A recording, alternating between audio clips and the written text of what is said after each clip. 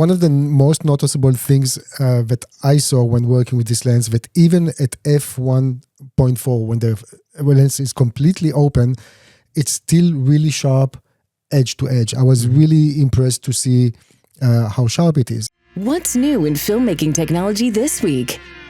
News, reviews, education, insights, opinions, and ideas from the CineD newsroom with Nino and Johnnie Bahiri. This is Focus Check, the weekly Cinetech podcast. Welcome to episode 40 of CineD Focus Check. Good morning, Johnnie. Hello, Nino. Episode 40. When we started, did you think that we're going to last that long? Yes. Even more. Well, I was kind of like, the goal is to have one episode per week, even if some of them have to be pre-recorded, but I think 95 of them were actually recorded in the same week. So that's pretty good. So let's see how we do over the holidays. We'll manage. It's a lot of effort, but it's a lot of fun, I have to say. Yeah. Because it's really looking at things that... And it's almost this weekly meeting we always wanted to do between us, but now it's public. Shall we talk about business student? No. But I mean, it's good to catch up on whatever we deal with. I mean, it's just crazy the amount of stuff. And it's very nice to share with our audience. And actually, in a way, I feel even closer like this to our audience. Yeah, usually we see the people during shows, trade shows, but now it's like talking to you guys. It's very nice. And we see in the comments, especially on YouTube, that it's getting traction in a sense that people are engaging and actually watching the whole thing, which makes me happy. Yeah. So, okay, let's dive right in.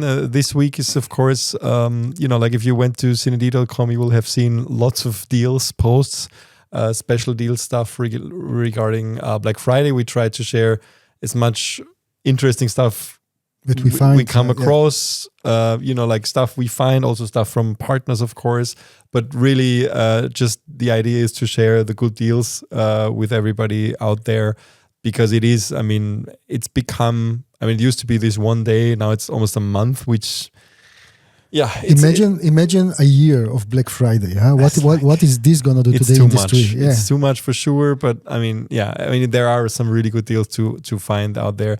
So if you are interested in buying some gear, this is definitely the best time of the year, I guess, to get a good deal on stuff. Sure. And I also want to give you a shout out to B&H and CVP. Those are site sponsors, and I think they deserve also the attention here. So if you guys are considering to purchase stuff, it's helping us if you are helping them, basically. And we're trying to sift through, our team really is trying to sift through what are really deals. Because, if you go to other sites like Amazon, for example, it's sometimes, is a deal. It's sometimes, exactly. You literally buy, paper towels, and it's a Black Friday deal, and it's becoming ridiculous because if you compare it to the actual price before, sometimes it's the same.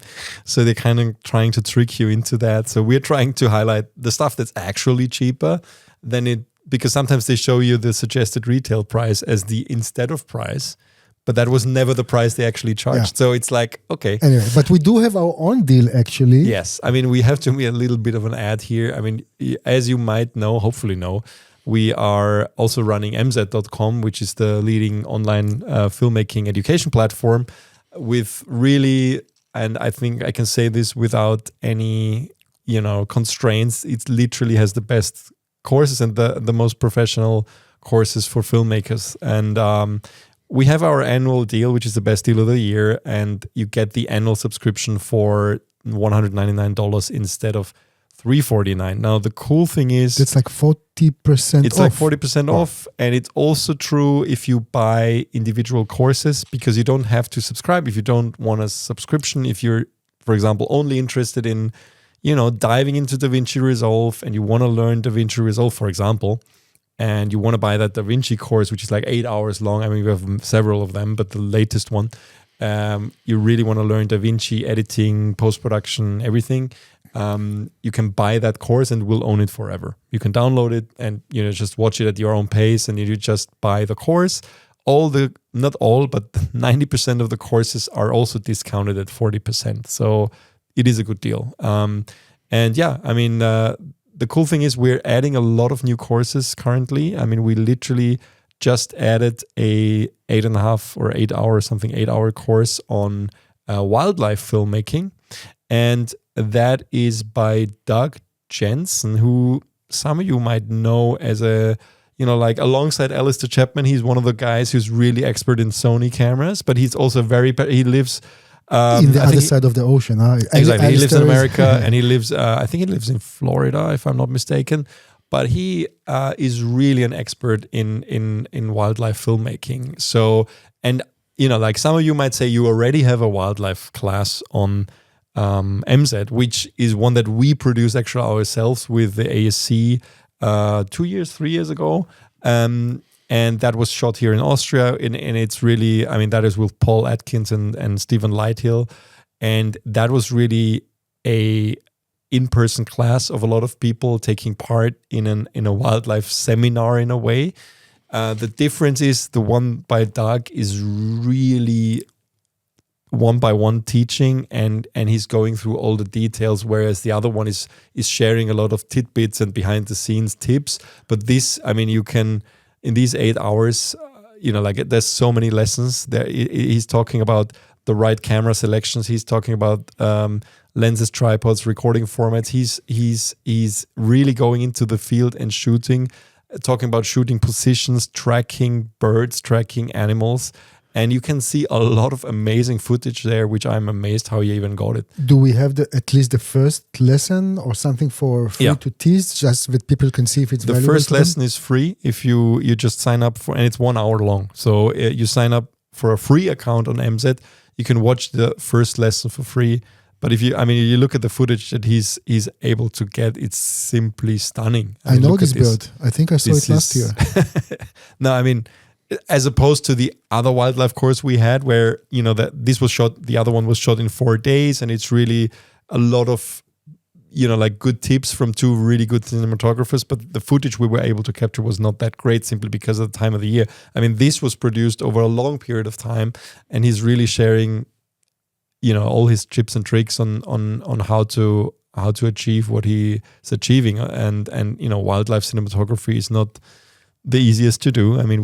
We've actually had another episode of the podcast, I think, where we talked to Gunther, our friend, who is a passionate filmmaker in his spare time, and he shot a wildlife documentary in India actually recently, which just passed 100,000 views on YouTube. That's amazing. Actually, he was talking mostly about how important autofocus was for him and pre-recording, that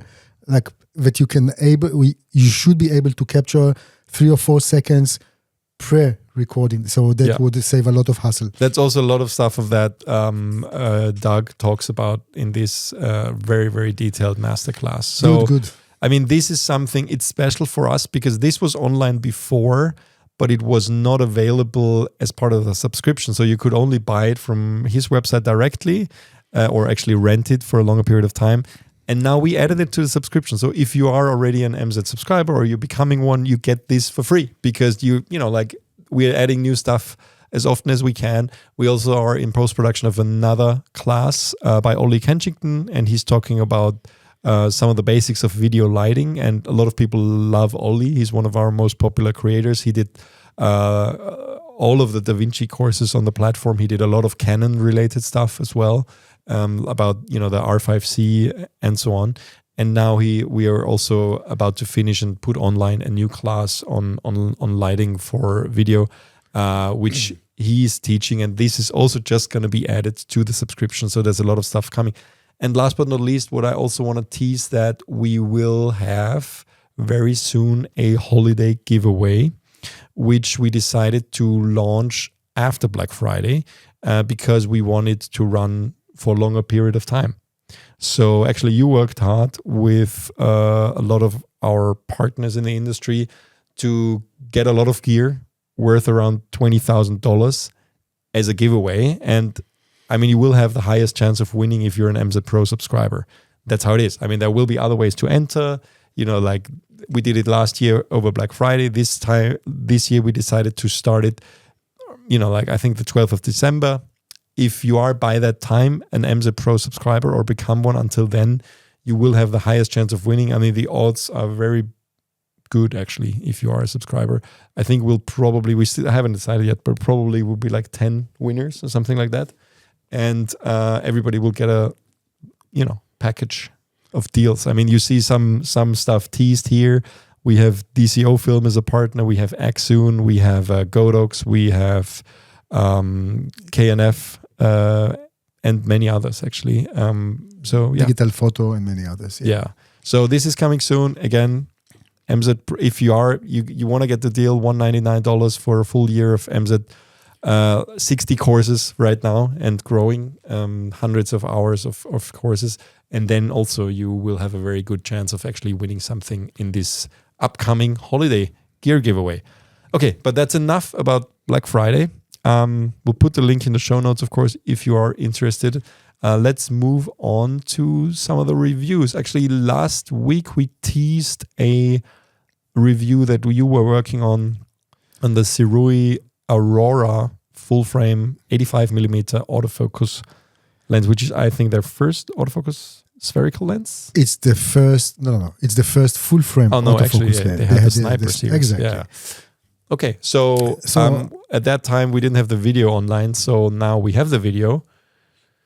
And you also used it on the Sony A1 Mark II.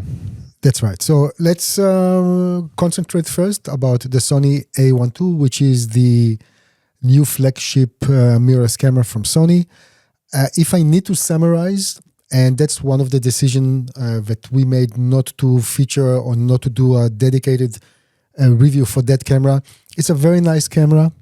Maybe for photographers, it has more benefit in the sense of if you compare the A1 II to the previous model, to the A1.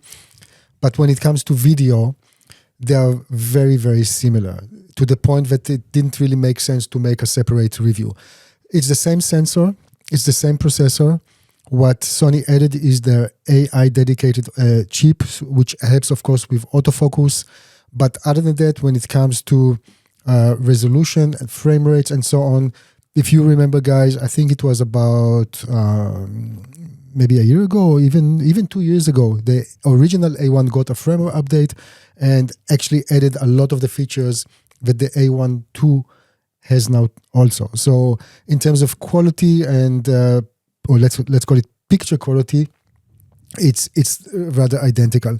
And I think what is worth mentioning that now you have an articulated LCD screen. The body design itself is like the A9 III, and you can have some up to 16 custom LUTs imported into the camera itself. Focus mapping. That's right. But other than that, you will do your own math if it's worth either upgrading or getting that particular camera. Are they actually discontinuing the predecessor? No. It's still there, and it's $1,000 discounted. Oh, okay. So, it really means what you need from a camera to do.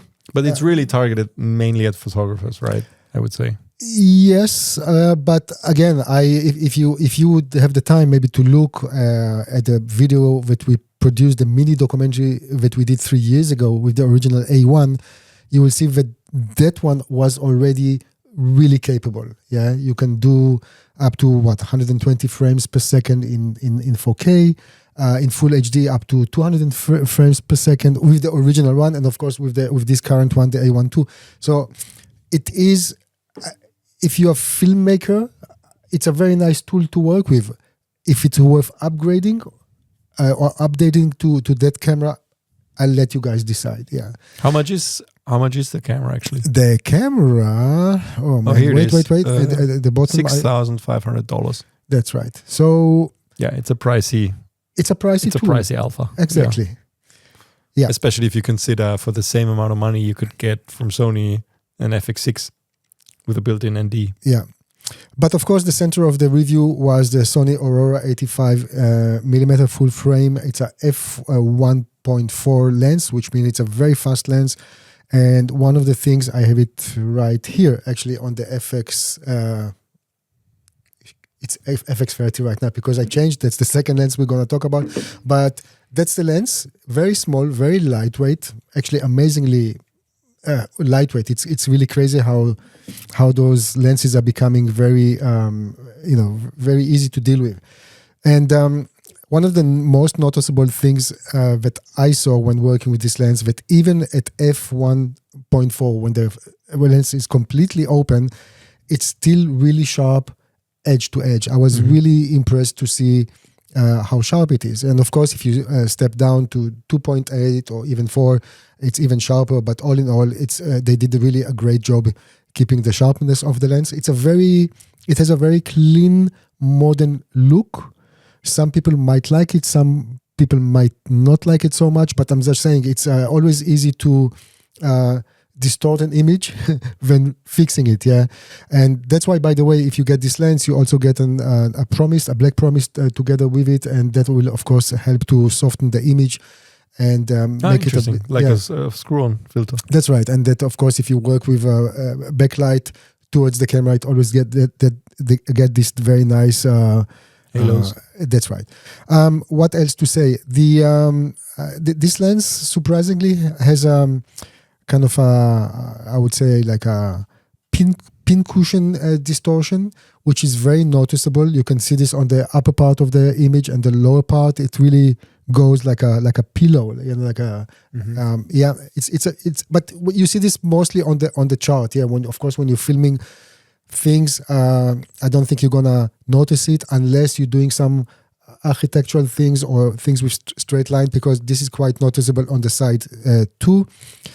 Other than that, the flares are very nice, and the chromatic aberration is very well controlled. Also, I think the focus breathing from infinity to closer objects. When it comes to the bokeh, I think it's also very nice. Usually with cheaper lenses, what you see is like an onion ring effect, but here it simply non-exists. Yeah, so you have almost full circles in the middle and a bit of cat eyes in the sides. A half onion. And I think it's quite nice. So all in all, and the price of this lens is also very, very reasonable. It's gonna be $499 until the end of the year, and then it will jump to $599. So all in all, I think SIRUI did a really good job here. Please take into consideration that this is kind of what I call fly-by-wire lens. So everything that has to do, when the camera is off, and even when you change the focus ring, nothing happens. Yeah, so it needs to be powered. That seems to be the new trend by SIRUI. Also, when we will talk in a second about the 40mm anamorphic lens. On the right hand side, you will have a click function for the aperture. So that's right. So obviously, this is targeted towards photographers and filmmakers, and you have the autofocus, manual focus on the other side, plus AFL button, so you can like autofocus lock button, so you can literally click on it. It's an assignable thing through the camera. You can choose other functions. But interesting. But when you lock the focus, of course, you can reframe your image and still keep the object that you chose in focus. Yeah, it's funny they started. I mean, it's a new line, right? It's a new line. But this is the first lens. Exactly, the 85mm is the first lens. I personally hope that what we're gonna see in the future is a more filmmaking orientated, like a cine lens. Yeah, basically something, because they did the same with the Sniper and the Nightwalker for S35. So literally keep the optics the same, no problem, but give us here a proper focus point, like infinity and minimum locked, like hard stops, because otherwise, this is just goes endlessly like this. Yeah. So I would love to see a more cine lens orientated version. But at least they didn't call it a hybrid lens, like Canon. And I tried very hard in my review also not to call it hybrid. One last thing. People who are interested to know which mounts this will come, that will come in E-mount, and we tested it, as we said, on the Sony A12, Z-mount, X-mount, and for those who are asking what about RF and L-mount, we have no answer. Yeah, that's unfortunate. I mean, L-mount is something that a lot of people ask about, especially with Blackmagic cameras, and becoming simply more popular, and it's something that manufacturers, I think, need to be more aware of. I think SIRUI is very much aware of that, but we literally don't know if it's a matter of licensing or a matter of other stuff that they are dealing with. And what struck me most about your review? Tell me about it. In comparison to other reviews, the way you filmed yourself. because you use that lens, right? That's right. And I'm so used to seeing you film yourself with a very wide lens, with a very close and kind of like low angle, and I like this so much better. It's such a it's a more flattering look. You mean I look younger? No, it's just I don't know. It's compressing the background, and you otherwise always like to show like the studio with the hanging lights and stuff. So I tell you what's I just think it's a portrait lens, and you can see this. I mean, it's just more pleasing. Yeah. Of course, it's compressing everything. It's not distorting as much.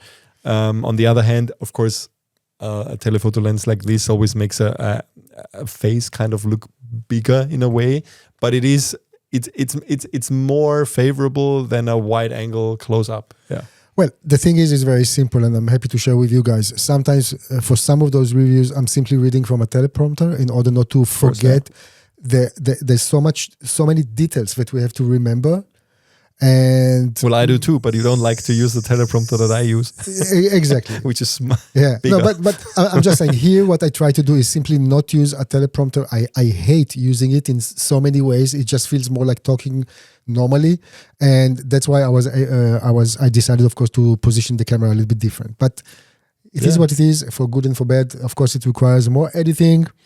And that takes time. At some point I will show you the teleprompter setup that I use, and maybe you can use it with your software, and then you can use a 50mm or something to film yourself. Yeah. Well, as long as the software can move while you're reading, I'm comfortable with it. Yeah. Cool. Actually, let's stick with lenses for a second.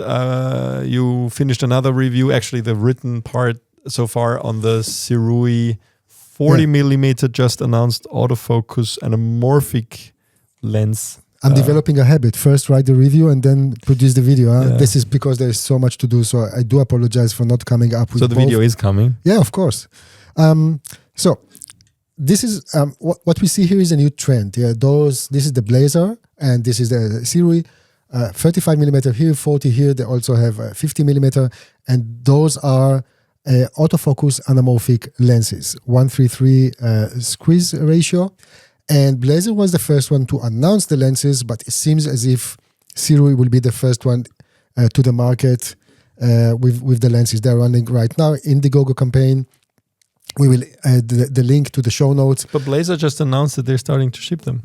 That happened on Instagram yesterday. Yeah. Okay. So, in all honesty, so they're all out at the same time. Exactly, and it's not it's a healthy competition, because whoever wins here is us, the customers. But although on paper, or let's say if you look at the title, both are doing exactly the same: 1:3 squeeze, Super 35, and autofocus anamorphic lenses. They are very, very different in the way they performed. Let me actually start with the Blazer just to highlight what the Blazer are doing. So the Blazer Apex, they have hard stops for focus. Which, by the way, just to mention, if people haven't seen you, for this we have a video review that you finished a while ago, which we also talked about before. So if people haven't seen that yet, we'll put the link in the show notes. Yeah, there is a video review for that Blazer lens too. Yeah. So first of all, hard stops in focus. The anamorphic element is front and not back, and the distortion type is what we call burl distortion and not pincushion. They're very different from what SIRUI is doing, and I don't want to get into what is better here. It's just a different way to produce distortion. And the other thing is, which might be crucial for some, if you point the lens on manual mode into and you kind of focus on an object manually, and then point the lens into a, let's say, closer object and move it to autofocus, it will focus on it. And if you change again to manual focus, it will actually go to the last point where the ring was, focus-wise. So it moves the motor to the position where the ring is positioned. Exactly, which is very important. That's about the Blazer. Now, when it comes to SIRUI, here you will find, although they call it Prime Cine, it's like endless. Oh, it is? It doesn't have hard stops? It doesn't have hard stops, the focus ring. And the anamorphic element is at the back of the lens. So all in all, in terms of functionality And it has a very nice focus ring, but I don't see anybody putting a focus. But that means it's more like a photo lens with cine gears. Exactly. So this is again a fly-by-wire lens. Behaves very much the same as the Aurora. It's really also the whole mechanism of the click. So it's like a rehoused. Aperture. It's like a rehoused photo lens in a way. I don't want to call it a rehouse because I don't have the information. No, but I mean, because it's turning through, it doesn't actually have cine features like hard stops. That's why I'm okay with marketing stuff, but to call it Prime Cine, I would like to know what is the cine part here, like why the gear rings. I don't know, but all in all, so they're built very differently, and when it comes to pricing, let me quickly because again, for the first 1,000 lenses that will be kind of I don't want to say purchase because this is not Indiegogo is not a shop, but you will pay $639, so it's very well priced.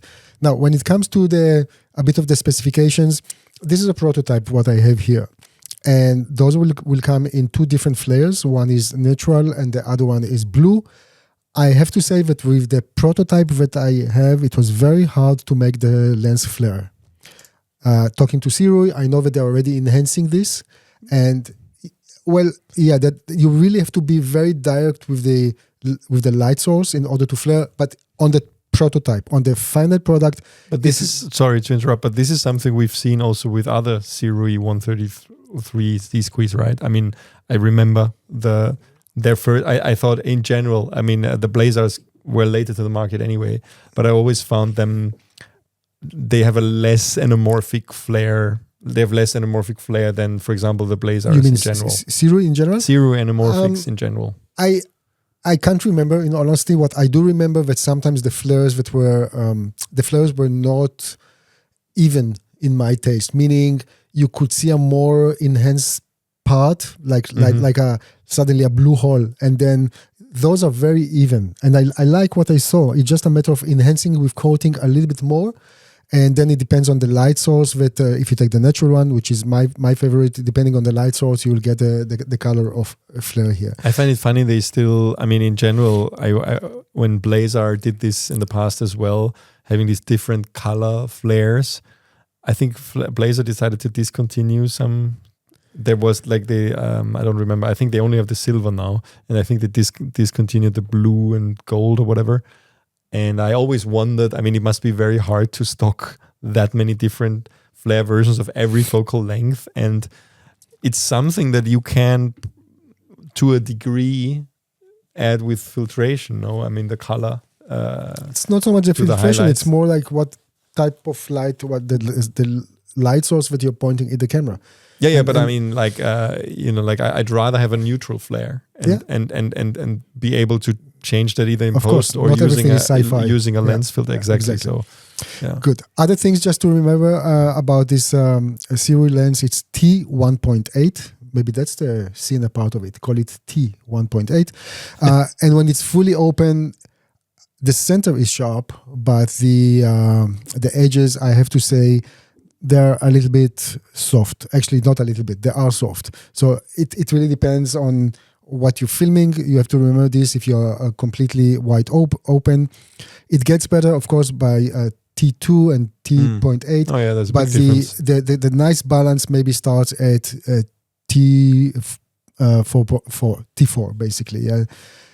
In terms of autofocus performance, it's okay. And I also wrote in my review that from close to medium distance, it's worked perfectly. It's very nice.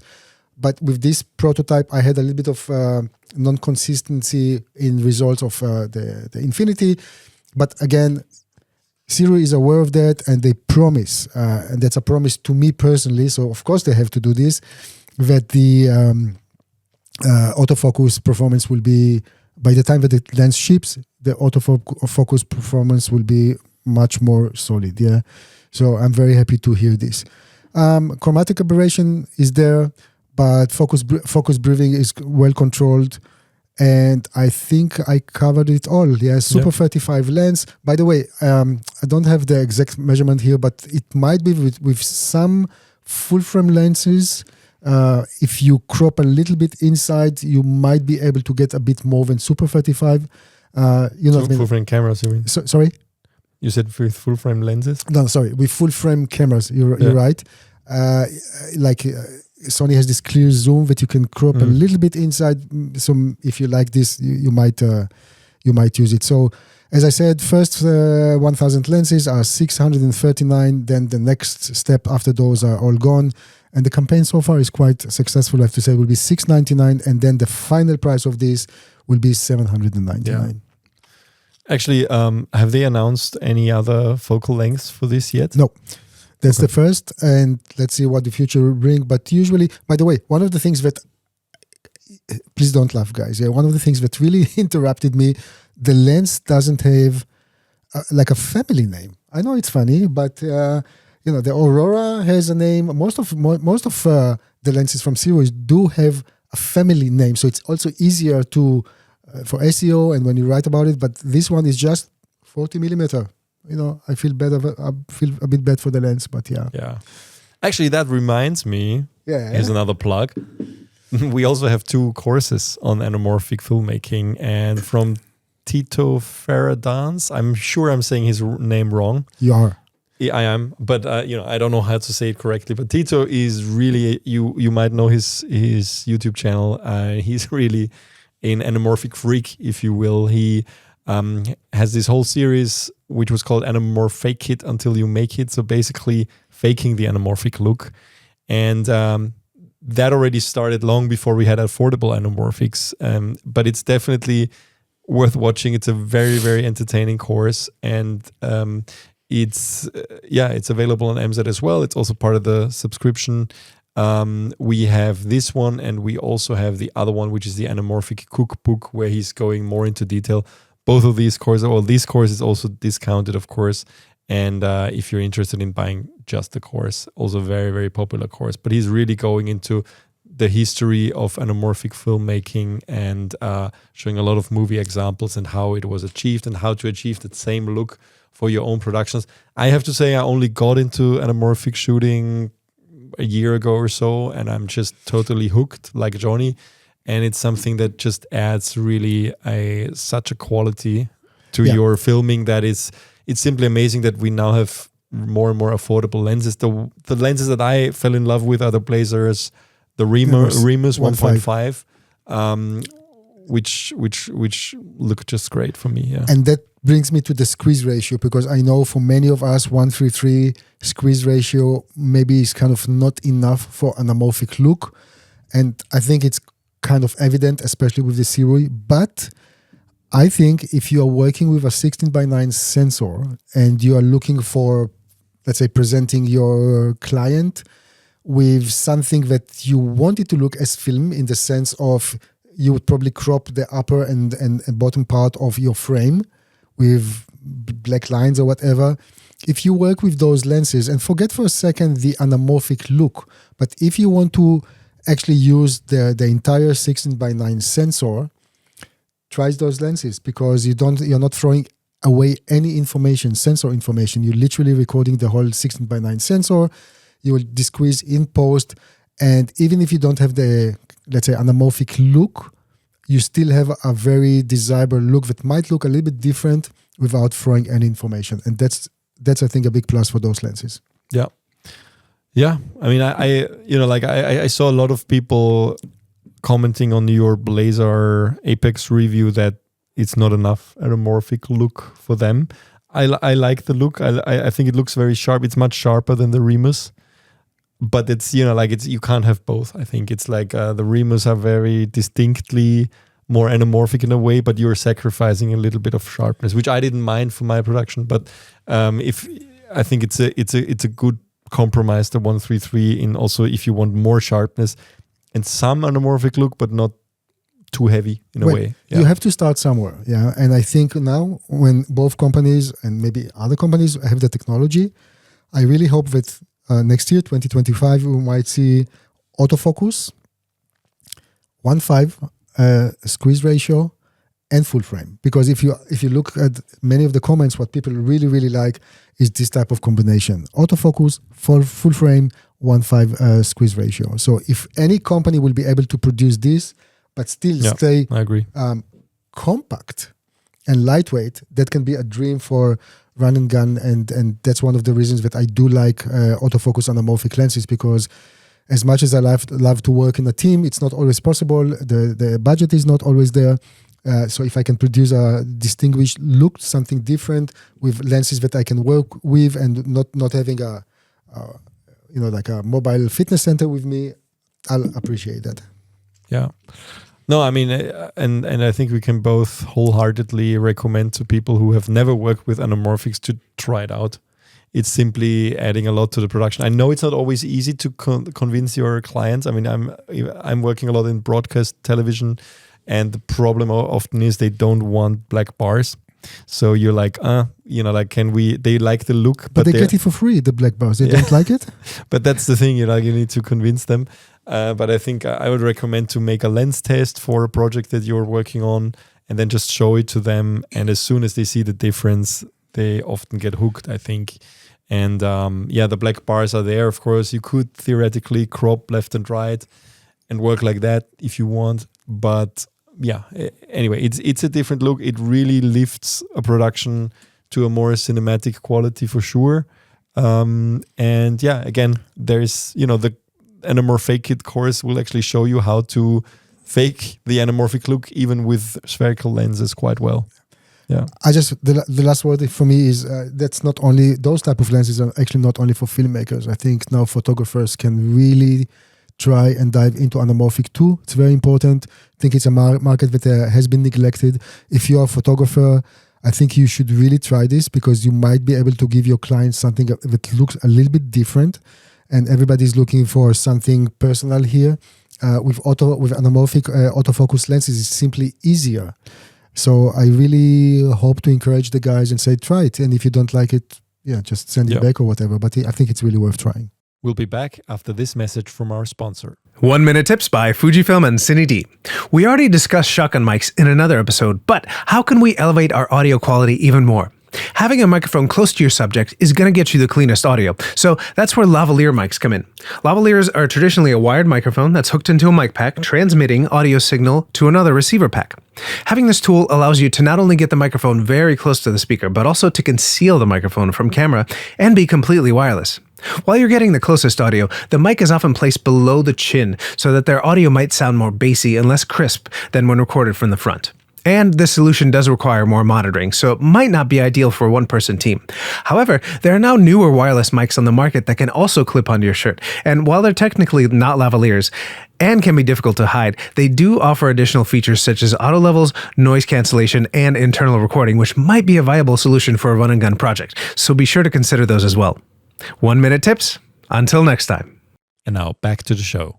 Good, let's move on to another review, actually the last one of this week. I did a written review on the K&F Concept Nano-Xcel Pro Series filters, and the name is quite complicated. Essentially, they are a series of filters, of ND filters and polarizing filters, so circular polarizers. And why do you need those actually? Why?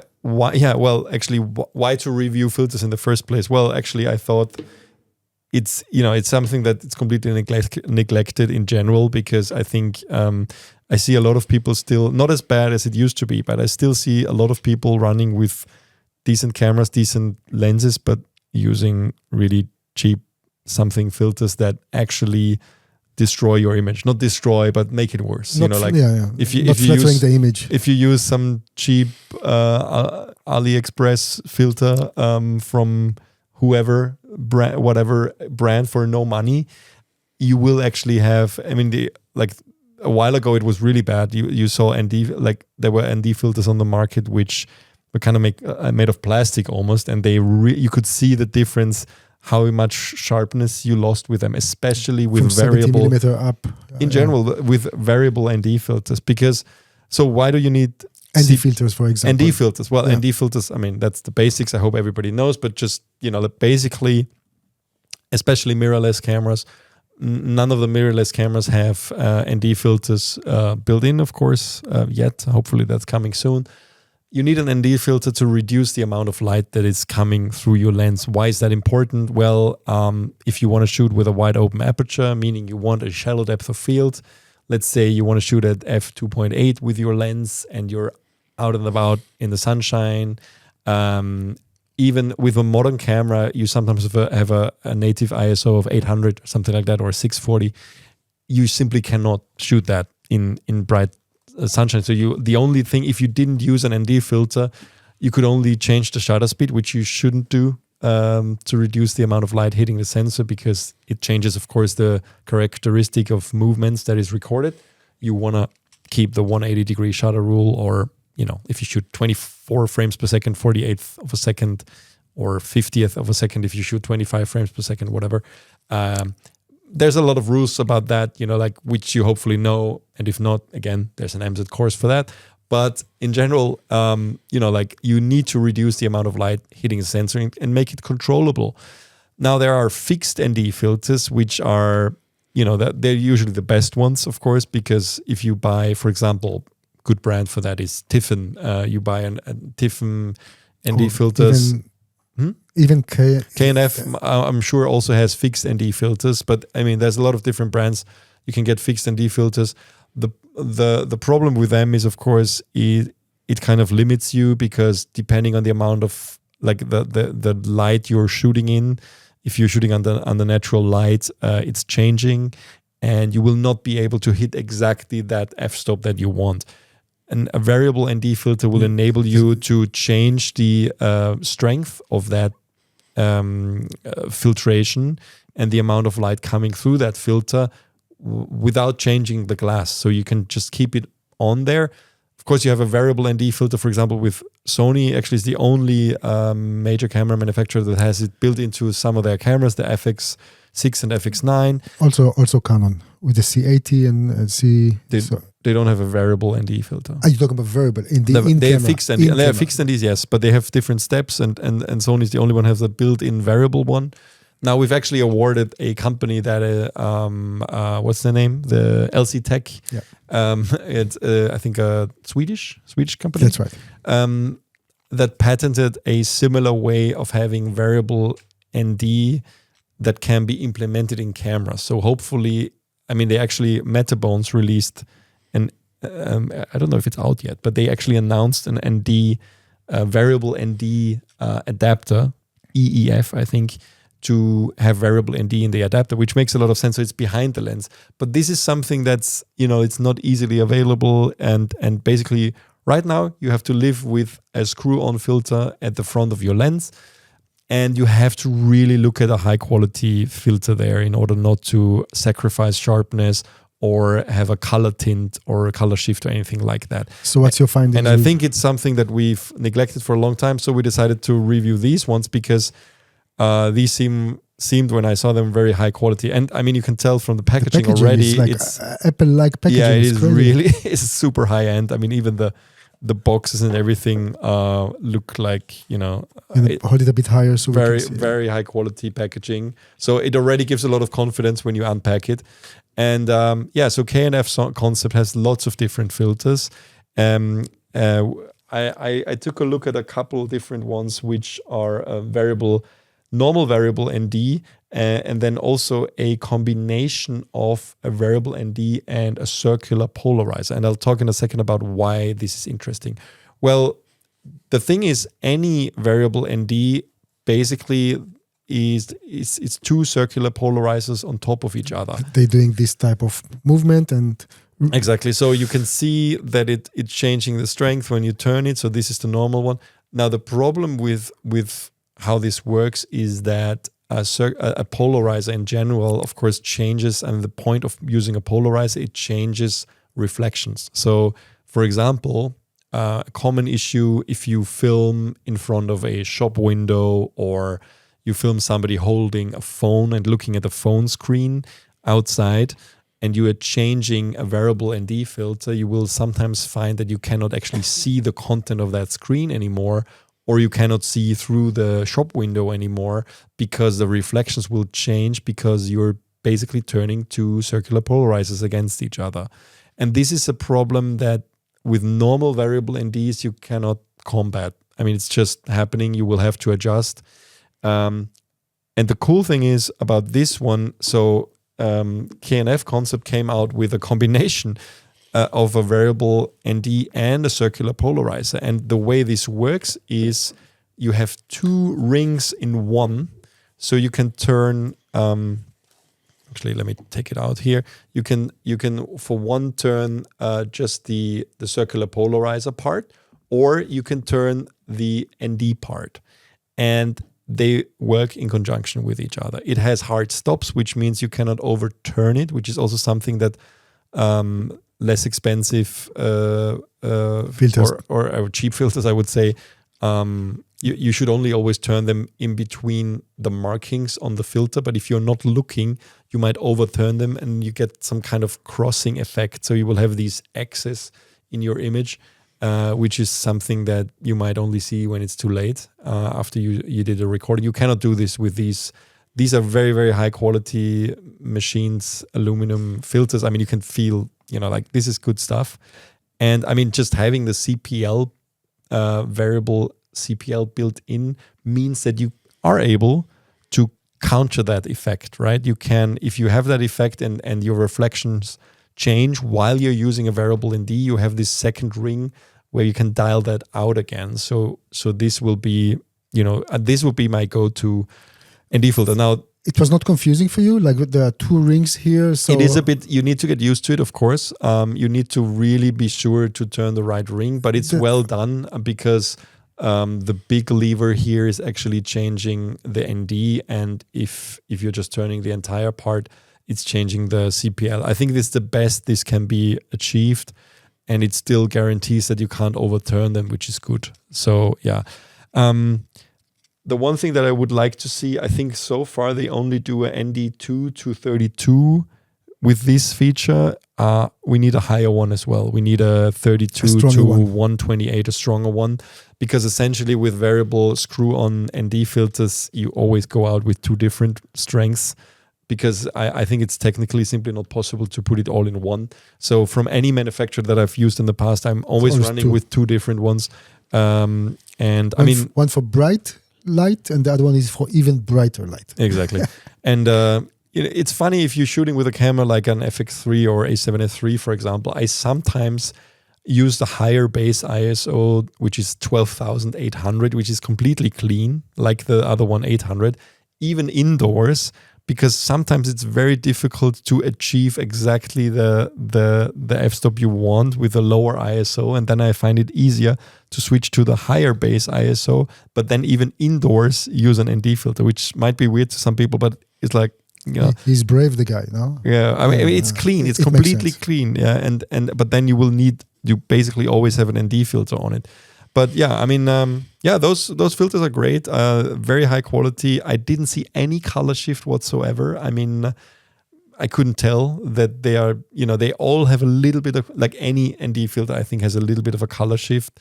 The cameras were set on manual white balance, of course, and I couldn't, at least in normal footage, I couldn't see any color shift. And yeah, I mean, here's a demonstration. If you're watching the video versions of this podcast, you see here the difference between shooting a window and reflections without a CPL and then with, and you can clearly see the difference, even the reflections in the window, but also the reflections on the plant. It looks completely different in a way. So you don't have to use a CPL filter only to get rid of reflections on a window. It will actually reduce any amount of shine that any object in front of your lens will have, and it adds contrast. It kind of makes it more punchy, and it's not something you can fake in post. CPL filter is definitely something you should carry with you, like an ND filter. Yeah. Anything you can achieve while filming is better for me as a filmmaker. But you can't even fake this properly. I mean, it's like, maybe if you shoot RAW, you can reduce some glare, but if you're shooting in non-RAW, this is not something you can do. I mean, it's a typical kind of thing you can, with RAW photos, you do this in Lightroom easily, and I'm sure you can do it with RAW video as well. but most of us are not shooting raw video all the time. So the other filter I took a look at, they have a gold and blue streak filter, which is because we talked about fake anamorphic look. I mean, this is essentially what this does. Yeah, so it makes these streaks that you can turn, which is the advantage. If you use an actual anamorphic lens, you can't turn the streaks, right? They're always horizontal, because you were talking about photographers using anamorphic lenses. Well, the problem is photographers also want to shoot portrait style, and then you have vertical flares. I don't know if people want that, but with a filter like that, you can turn it. And you see the difference between the gold streak and the blue streak. I think it's quite a nice effect, and so those can be put in front of any lens and get this effect. And I mean, they are also affordable filters. I think the most expensive one is the combination of the ND and the CPL at around $170, which is, 5 years ago we were paying this at least for a variable ND filter that was a half decent quality. Now we have the combination, so I think it's a good price. And I would always recommend, for any filter, buy the highest diameter and then just use step-up rings, because you don't want to, I mean, there's no point in buying a 55 millimeter filter and then you're only able to use it on a couple of lenses. Buy the biggest diameter. I think 82, that's what we mostly use here at the office. And if we need to... It's also the biggest one you can get most of the time. Like to 77 or anything like 67, then it's easy. Yeah, buy the big one and then get the step-up ring. So KNF Concept filters, good quality, like them. Yeah, that's it. Good. What next? There were a couple of Fujifilm firmware updates for their flagship cameras, which you might be able to talk about a little bit. Yeah, so finally, that's something that was kind of promised long ago by Fujifilm. They brought a firmware update to the GFX 102, to the XH2 and XH2S. And we are talking about the autofocus performance of those cameras. They somehow started quite well, and then with a few updates, people felt that the autofocus performance is deteriorating. And now the autofocus performance is back to where it should be. And actually, for us at least, when I tried the camera with a new firmware update installed, it worked really well. Which camera did you try? We have at the office the XH2, and it worked well. The other thing that they added, which is really nice, is the F-Log 2C. And this is a new film simulation. I really encourage you guys to, if you are a Fujifilm user, to try this. Somehow, it's a very nice, between the Eterna and other simulations, it literally brings more accurate colors, especially the red. Yeah, the red is really better controlled, and I like this one. I'm really looking forward to kind of work with it as soon as possible. And I also, back to the autofocus issue that Fujifilm had, I really hope that updates will come to the X-T50 and XS20 and so on. On the XM5, we know already that the performance is quite well. We also have the camera in the office, and hopefully soon we will just do something meaningful with it and not just wave it to the sky. Yeah, so that's it's really nice. I mean, Fujifilm is working behind closed doors to improve those things. They kind of it took some time. I think that was the frustration. But by the way, the XT5 also doesn't have the update yet, and I think people are really waiting for the XT5, which is a very popular camera, to have the autofocus improved, and I hope that will come up soon. Do we know why it became worse in the first place? I can't tell you. I mean, I don't know, and I don't. Those firmware in general are so complicated because we already know companies, including Fujifilm, you even published an update and then something went wrong, you pull it back, you try to improve it and so on. It happened to Sony, it happened to many other companies in the past. So the thing is probably to come up with a scenario that this is working well because those modern cameras are offering so much in terms of functionality and resolution and frame rates. And so you have to make sure that it's working in all conditions. And I think that's what also takes a lot of time, because especially the Japanese companies, they will really want to come up with a firmware update which is solid. And I'm happy it's here, to say the least, Well, I mean, I also saw that it has now timecode input via USB-C, which is a big deal for a lot of people. Of course, especially for video, for sure. And I hope Fuji is reading the comments, because we also had some people who really have troubles after installing the update. So it's not all sunshine here, I guess. So I hope they keep working on this. Yeah, with the update that we had, we didn't have on the XH2, we didn't have any issues. But I know that some people that updated the GFX 102, for example, had some issues. We don't have that camera in the office, so we couldn't test it.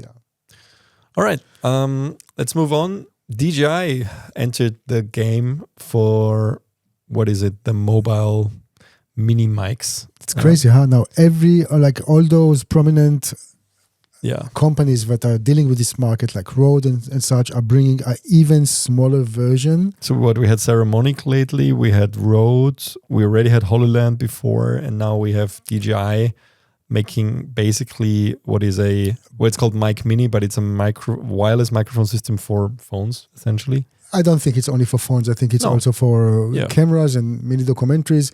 But it's literally, it's so small and it's so lightweight. It's really a pleasure to use.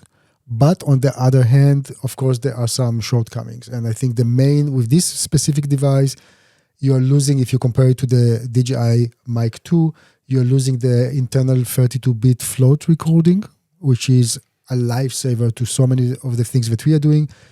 And you're also losing the ability to connect an external mic if you want a better audio quality. Those are the two main things. And if you don't want to advertise the manufacturer. That's the thing. I mean, this is such a small thing, and it's written DJI all over it. But to be fair, it's the same with Rode. It's the same with all of them. HoloLens. True, but the least they could have done is maybe big a small gaffer tape to cover it. But I tell you, this is I think they've all been convinced by how apparently successful these devices seem to be, because you see so many content creators, I hate the word, but people who do vlogs and Instagram reels and stuff, and are not predominantly video professionals, but sometimes with a big following. You see so many of them just using this on camera all the time. I don't like to see them, but they are basically advertising the manufacturer of those, and I guess DJI wanted to get into that game as well. I wish, from the marketing perspective, there was a way to prove that you actually sell more if you don't have the logo so big. I don't think there is. But what do you say? Yeah, there probably is not, but maybe the version 2 of all of these will have the option of hiding the logo. I don't know. But I mean, the cool thing about this one is, of course, it integrates deeply with DJI's products. So I think, let me see which ones actually. But for example, I mean, it's like an ecosystem by now. Well, Osmo Pocket 3, Osmo Action 4 and 5 Pro. You can connect to those without the receiver, so you can use them. And some mobile phones also? And, well, I think any mobile phone, because you have the DJI Fly app. So I guess, I don't know if you have to, we have to find out. It's connecting via Bluetooth. So you don't need the receiver even for a mobile phone. I mean, I'm a bit surprised by the Bluetooth, because there is usually some lag with Bluetooth, but it seems to work. So that's pretty cool. You don't need to we have to try. Add the receiver to the phone. And transmission range up to 400 meters under controlled conditions, which sounds unrealistic, but let's see. I mean, that's something that should be tested as well. It can connect up to 2 transmitters. I mean, you can buy this, I think, either standalone with one, I guess. And also you can see how aggressively it's priced. This is completely crazy. Yeah, it's very aggressively priced. So you can either buy it with one receiver or with 2 receivers, and it starts at $90, and the one with 2 receivers is $170 with a charging case. It's I mean, it's becoming a commodity, I would say. I mean, it's really, every manufacturer now makes one, and I guess they are all similar in quality. They all have a built-in I would filter not say to all noise similar in cancelling. quality. I mean, this is a matter of... Well, they're all Wi-Fi based. They're not using anything else than Wi-Fi transmission. Yeah, but the capsule quality, I want to believe, is a bit different between companies, and the noise reduction algorithm is probably a bit different. Ease of use, of course, but as you said, almost every leading company, from Sennheiser all the way to Rode, DJI, and so on, is producing Saramonic, of course, something that it comes in a box. Yeah. Very easy to charge, very easy to travel with, very easy to use. And unlike you, I'm a big advocate of using those in so many scenarios. I mean, I have to say that when I was in Interby, I had a proper Sony mic, the one that we really love for interviews. And from whatever reason, it did the microphone and the receiver did not sync. Yeah, it didn't work. So I had to go to plan B. I always have, in that regards, I had a DJI mic 2 because of the 32-bit float recording. I like this kind of safety because I can't really monitor the audio 100%. I literally put it in, use that. Well, if you're working alone, of course. Yeah, and then in post-production, what I did, I ran it through DaVinci Resolve just to isolate the background noise. I usually use about 40 or 50%, so it doesn't look like I'm in the bathroom. And it turned out perfect. There was nothing else that I needed. Yeah. Cool. Let's move on to the last piece of news for this week. Or one more? No, maybe that's the one before last, because I also want to talk about our poll that will be online by the time that you will actually see this podcast. So it's amazing. It's November, end of November, and we are very close to announce Camera of the Year 2024. But before, we're doing extensive work here. We are analyzing again. We're going backward to articles that we wrote. Of course, we did our best to include as many as possible cameras throughout the year, but it's not that we touched everything. And you know what, guys? We are talking from Blackmagic Cine LF camera all the way down to Osmo Pocket 3. No, sorry, that was the Action 4, yeah, for example, or GoPro 5. Sorry, and the GoPro 13. Yeah, so we're trying to categorize those cameras and kind of put it easy. But we would love to hear what is your camera of the year for 2024, and we will have a multiple choice of checking it, and please respond. It's very important, I think, also for the manufacturers. Of course, we are aware that usually you have one camera that you're working with, which is fine, and it might be that you just use your knowledge or what you would have loved to purchase and But we can do a public vote in general, no? I mean, in addition to ours, an editor's choice and a public choice. And we just put all the cameras of the year that were released this year, and then people can just choose. Yeah, I mean, we for the poll for sure, and maybe for our end of the year article, like camera of the year, I'm very comfortable to say or write what people actually preferred. This is a bit tricky in the sense of not everybody specifically used the camera. That's the thing. Well, I think most people didn't use them, but I guess most of it will be based on what they see online. Yeah, and this is fine. Again, this is fine. I'm very comfortable. I think it's also very important to encourage the manufacturers to innovate and come up with new products when they see that actually people are responding. Yeah, so just okay. Please. Are you also really including in the poll? Are you also including cameras that are not fully spec'd yet, like the FUJIFILM GFX Eterna? No, that's just that's just some stuff that was released this year. Exactly, because I think the FUJIFILM Eterna will wait for 2025. I agree. Yeah, anything that's basically out, right? Yeah, that's right. Cool, perfect. Yeah, looking forward to actually seeing. What's your guess?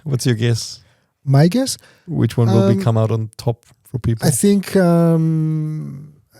think the Canon C80 will be very high because C400. But the C400 is a great camera, but the C80 is really well priced. I mean, we literally saw Canon coming out of the cold very big time this year, bringing so many cameras to the market, and they're well priced. That's one thing. Unlike Panasonic, for example, which is, we have the S9, which is really a compact camera, very nice one. But on the other hand, where are the big guns from Panasonic? So we obviously can feature only what was produced and not whatever might come. So and of course, Blackmagic design did really well. You have the Pixies, but like it or hate it, it's a new form factor that people really want, and probably that will grow up with different interior in the future. Not to mention the 12K, the Cine LF 12K camera. And of course, we have Fujifilm coming with so many cameras this year. You have the XT50, you have the XM5, and I'm sorry if I forgot anything, because the GFX 102 was this year? No, but we have the GFX 102. Not mini. What's that? But that's more for photographers. Yeah, they have some. Yeah. They reduced even more design. I just can't remember. We never touched that camera because it was more for photographers. Okay.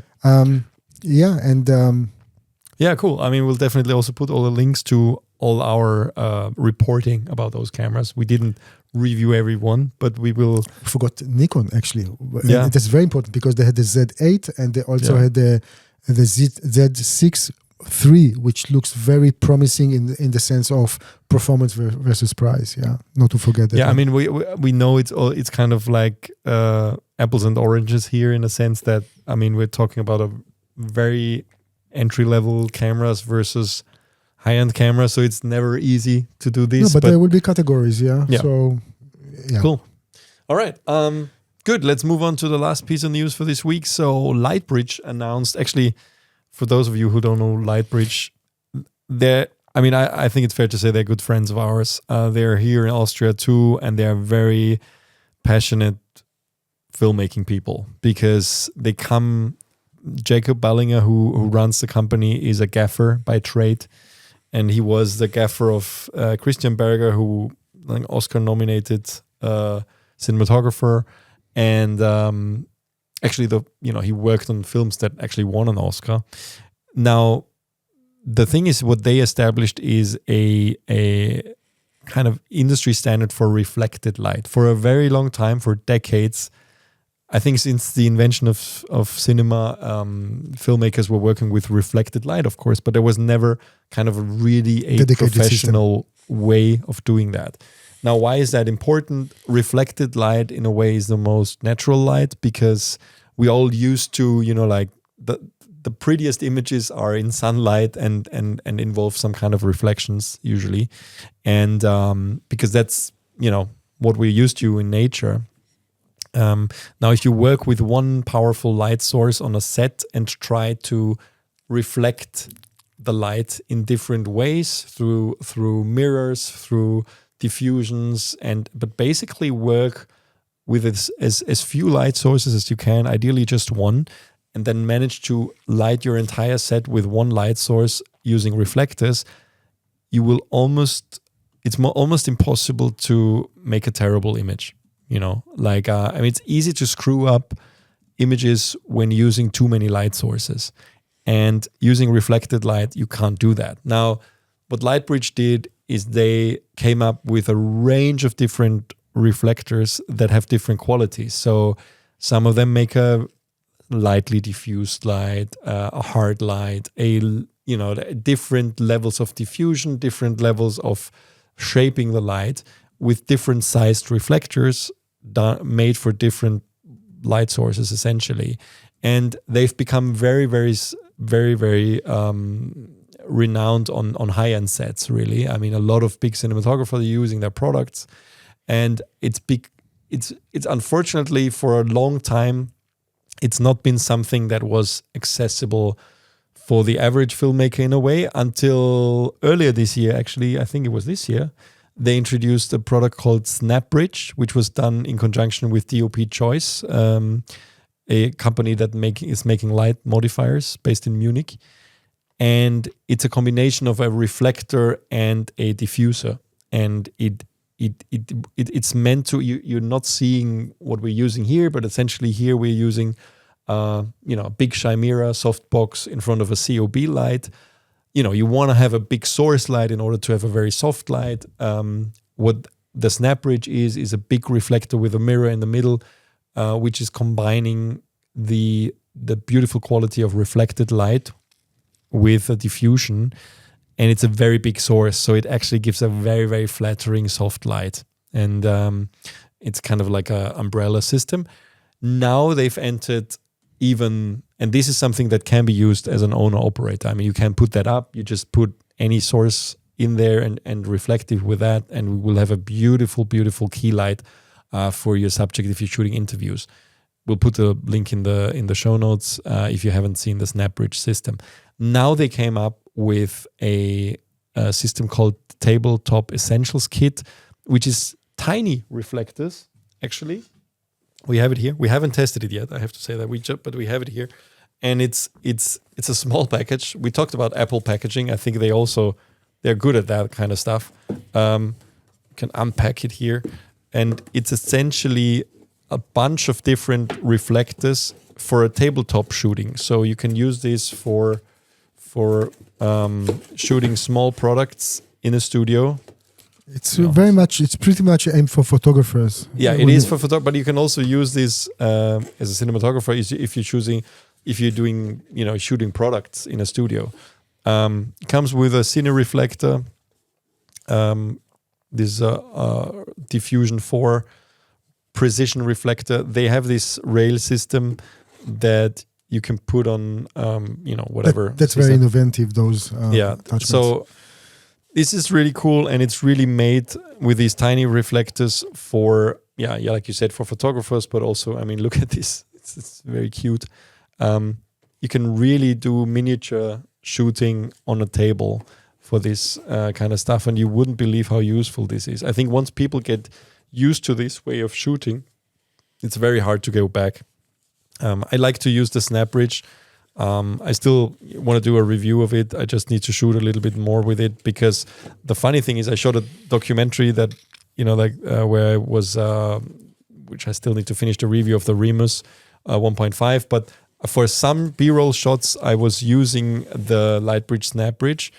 And when in the finished film, and then I went actually back to using a chimera for a lot of the interviews because of convenience. Our team was very small, and I just needed to be fast. And I thought this takes too much time, which actually isn't true, but I just getting used to.